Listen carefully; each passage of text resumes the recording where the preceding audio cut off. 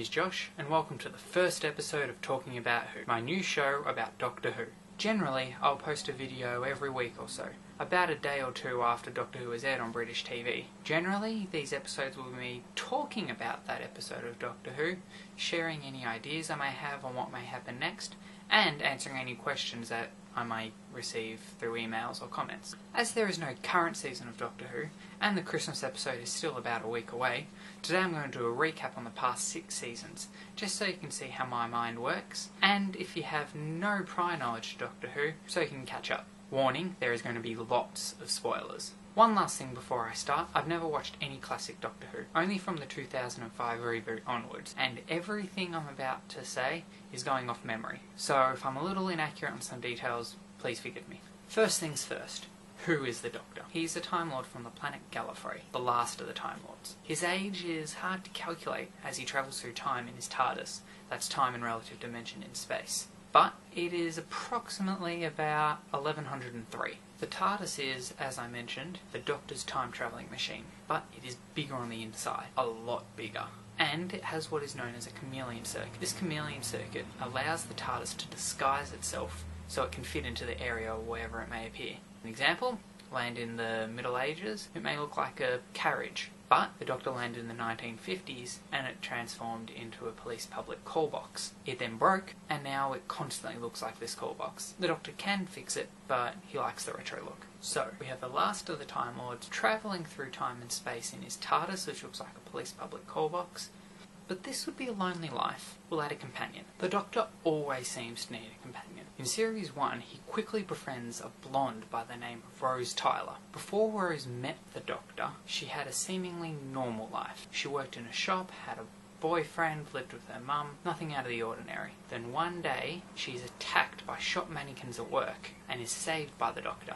After defeating the living plastic, she joins up with the Doctor to travel through all of time and space and save existence from any foe who stands in their way, mainly the Daleks. Daleks are the Doctor's greatest enemy, and you soon learn that the Doctor defeated them in the last great Time War, the war which wiped out the rest of the Time Lords and all of the Daleks. Or so he thought. Season 1 ends with the Doctor being stuck on Satellite 5, with the Daleks approaching quickly. He has sent Rose back in time in the TARDIS so she couldn't get hurt. In order to save him, she manages to rip open the TARDIS's main console and stare into the heart of the TARDIS, and have the entire time vortex pour directly into her brain. Doing this allows her to tell the TARDIS to take a return trip back to where the Doctor is. Once there, she waves her hand and turns all the Daleks to dust. She also brings back a fallen ally from the dead, Captain Jack Harkness. Having the time vortex inside her brain like she does is something that humans are not meant to do,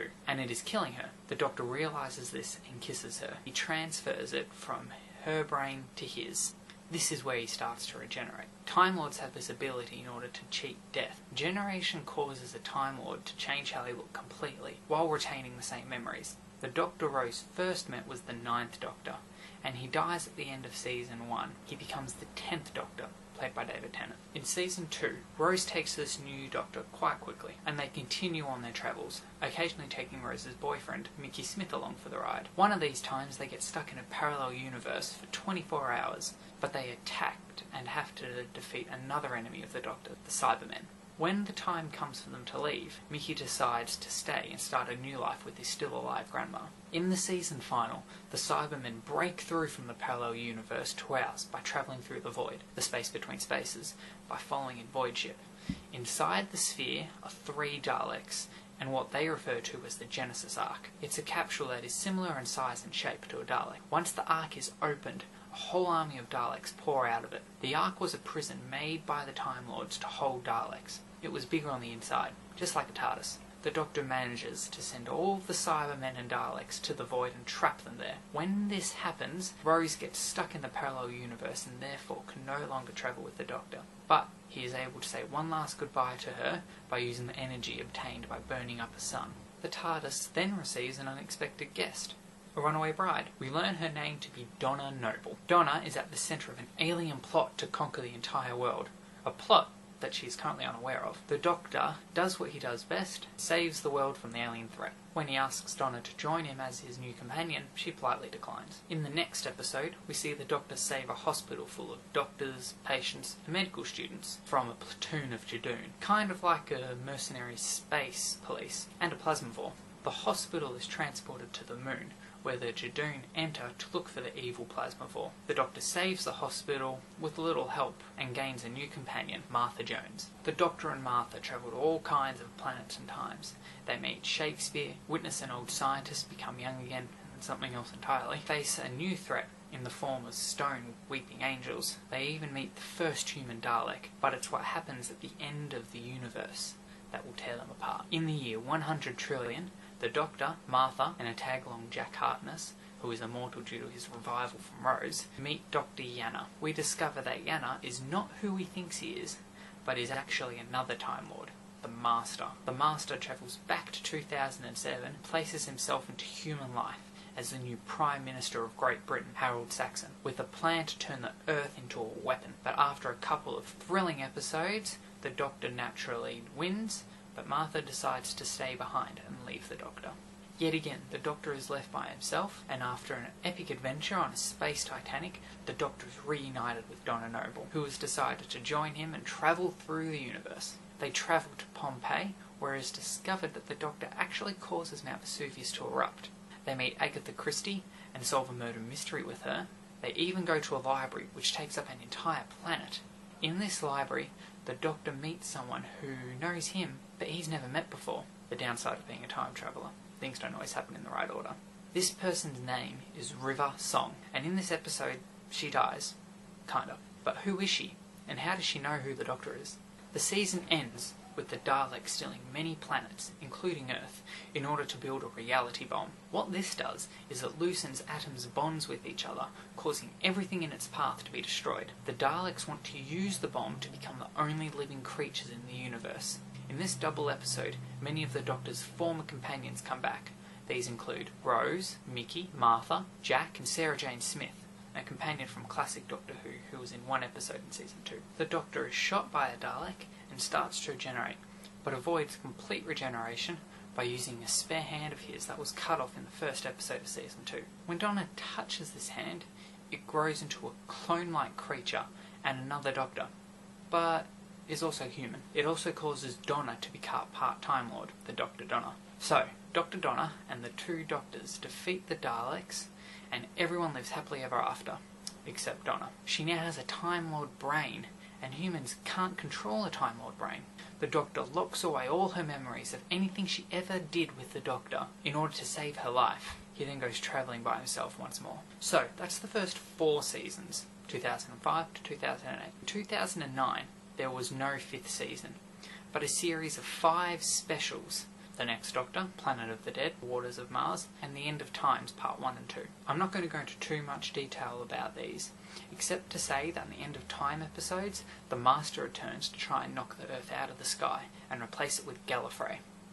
The Doctor stops this, but in doing so causes a regeneration and becomes the 11th Doctor, who is the current Doctor, and thus begins Season 5. In Season 5, the Doctor is yet again without a companion. The TARDIS crashes into the yard of a young child, Amelia Pond, a young girl who is praying to Santa to bring someone to fix a crack in her wall. Who does she get? The Doctor. She gives him some fish custard, fish fingers dipped in custard, and fixes the crack in her wall. The TARDIS was severely damaged from the Doctor's regeneration, and in order for it to repair itself, the Doctor needs to take it for a quick test run. In doing so, he tells Amy to wait for him. It'll be 5 minutes, but he doesn't return. Not for years and years and years. When he finally does come back, Amy's all grown up, and a kissogram. After confronting Prisoner Zero, who escaped from prison through the crack in Amy's wall, and getting him back into the hand of his captors, Amy and the Doctor begin travelling. They go to the future and see Starship UK, which is the entire UK on the back of a giant intergalactic space-travelling star whale. They accidentally allow Daleks to be reborn with a new design. After another close encounter with the Weeping Angels, more strange cracks, and River Song, Amy kisses the Doctor. This is not good, as she's engaged to Rory, a childhood friend of Amy's. This makes the Doctor kind of upset, and he brings Rory along to travel with them so Amy and Rory can make up. After some vampires in Venice and a dilemma between reality and dream, our time-travelling trio is stuck in a mining town that is being attacked by an ancient reptilian Earth race. After this dispute is settled, another crack appears, and a strange light from it takes Rory. He's gone. It's as if he never existed at all. Only the Doctor can remember him. After a few more misadventures, including Vincent van Gogh, an everyday apartment block, Pandorica opens. This is the beginning of the end of Season 5. The Pandorica is just like Pandora's box. It's meant to hold all the things that are bad, and in the eyes of the Doctor's enemies, he's the one that should be in there. They managed to lock him in there, but not for long. He switches places with Amy and she spends about 1,000 years in there. Rory comes back as a living, plastic Roman centurion. A lot of stuff happens. That's a bit hard to explain in this short period of time. The TARDIS explodes continuously. Rory comes back into proper existence. The Doctor saves the day. Rory and Amy get married, and they both continue to travel with the Doctor. Now, keep in mind, here, the Doctor is just over 900 years old. Now, before I begin Season 6, I just want to remind you that my details may be a little inaccurate, as I've only watched this season once, and I'm going completely off memory. Season 6 is the first season that we keep the same Doctor and companion. The Christmas special in 2010 was based on the classic Christmas story, A Christmas Carol. Season 6 starts with Rory, Amy and Riversong all receiving invitations to come to Lake Silencio in Utah. There, they meet up with the Doctor, but not the Doctor they last knew. He is still the 11th Doctor, but he is now over 1100 years old. They are by the lake when an Apollo astronaut rises from its depths and shoots the Doctor. He begins to regenerate, then bang! Shot again. The Doctor is now dead. Truly dead. We have a sense that River knows something about this. Amy, Rory and River go to a cafe to talk about what they just saw. And who do they see there? But the Doctor. This one's also received an invitation. Except this version of the Doctor is just over 900 years old again. They follow a lead and travel back to 1969 to fight the Silence. The Silence are these weird creatures that you forget as soon as you look away. But they can get you to do stuff subconsciously. Look at them, they tell you to do something, turn away, you forget you saw them, but you go off and do whatever it is they told you to do, as if you thought of it yourself. The Doctor manages to trick one into saying, "You should kill us on sight," on video. He then hijacks the moon landing video and plays this clip. Now, whenever a human sees one of these creatures, they will try and kill it. The rest of the season is riddled with pirates, doppelgangers, Riversong being lost inside the TARDIS, this weird robot called the Tesselector. It shrinks its crew to fit inside it and takes the shape of any person. And in the first part of the season, there is this ominous door which keeps opening in front of Amy. All the while, we are posed with the question, is Amy pregnant? Midway through the season, this question is answered with a big, fat yes. Amy is kidnapped and has a little girl, who she names Melody Pond. Flip those two names around, and we get Pond Melody. If I use my handy-dandy thesaurus on those words, what do we have? River Song. That's right, River is Amy's kid. Anyway, River was kidnapped as soon as she was born and brought up to kill the Doctor. Long story short, she has no control over this. It must happen. She must kill the Doctor, or at least shoot him on the banks of Lake Silencio on the 22nd of April 2011. The Doctor, now wiser and just over 1100 years old, is ready to face this. But he has had an idea. He goes to the lake, is shot by the astronaut, River, and dies, but he doesn't. River shot the Tesselector. It had taken the form of the Doctor, and the Doctor was inside the robot. So, he was where he was supposed to be, but he only cheated a little. Oh, River and the Doctor get married, and Amy and Rory decide not to travel with the Doctor anymore. I'm sorry if I missed anything of major importance, but I wrote this recap mainly off memory. Well, that's my recap on everything Doctor Who so far.